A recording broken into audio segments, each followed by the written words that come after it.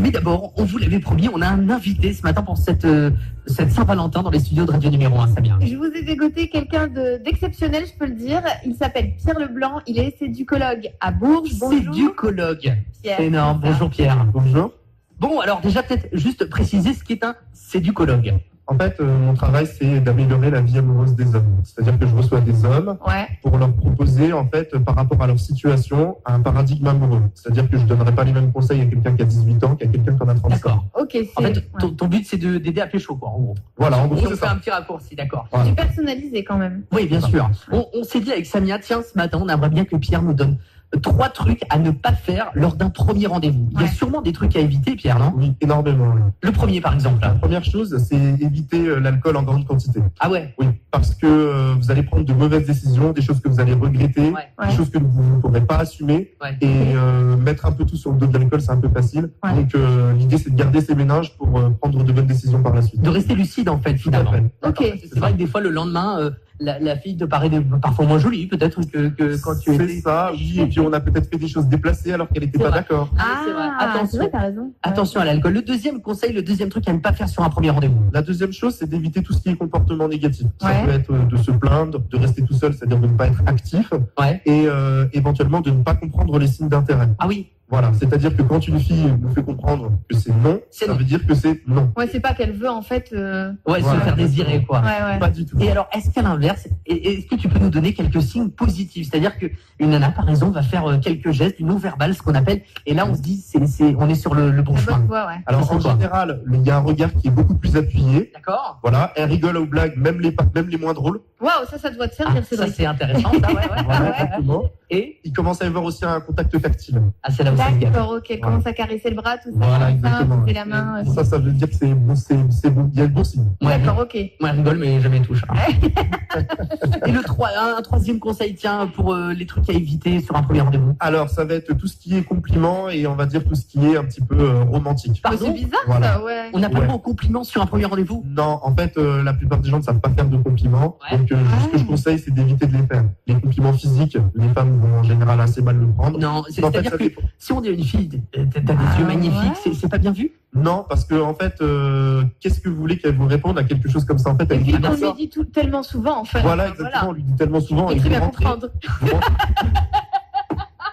Parce que Samia lui dit toujours qu'elle a de beaux yeux. Bah, en fait, elle est née comme ça. Hein. Ouais. Qu'est-ce que peut vous répondre Non, mais c'est concrètement ça. Ouais, non, mais d'accord, ok, donc ouais, faut ouais, faire c'est gaffe ça. aux compliments. Voilà, c'est ça. Aucun compliment sur un premier rendez-vous. Non, pas aucun compliment, mais disons qu'il faut faire des compliments sur quelque chose qu'elle a fait. D'accord. Donc, C'est vrai. ses chaussures, Ah oui. sa tenue, sa coiffure, le choix de son maquillage. D'accord. Voilà, c'est des choses sur lesquelles vous pouvez la complimenter. Ouais. Mais tout ce qui va être de l'ordre du physique, c'est très compliqué. Donc pour résumer, le comportement à éviter, c'est d'y aller, de prendre trop de verre, Ouais. d'amener des fleurs et de faire des compliments, quoi. Voilà, exactement. Ah, bah, Bon. si on m'avait dit ça avant, T'es bien débriefé là. mais c'est peut-être pour ça alors.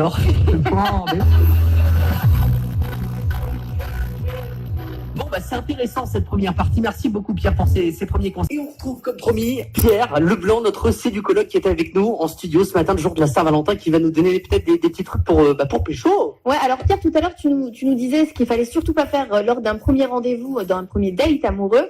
Est-ce que tu peux nous dire maintenant ce qu'il faut faire, 3 conseils pour un premier rendez-vous avec un oui. Valentin ou une Valentine possible? Alors, la première chose, ça va être d'être actif. Il n'y a rien C'est-à-dire qui va nous tomber tout cru dans la bouche. Ouais. D'accord? Donc, rester assis en attendant que ça se passe, ça ne marche pas. C'est que dans les films. Non, mais ça c'est fou Ça veut quand dire même. quoi, ça, en C'est-à-dire fait? que c'est à nous les mecs forcément d'aller vers les nanas. En France, oui. Dans des pays anglo-saxons, les filles ont tendance à venir vers les hommes. Ouais. En France, c'est à nous de faire le travail. Ouais, je suis tout à fait d'accord avec ça, moi. Je vais me prendre un petit billet d'Eurostar, moi.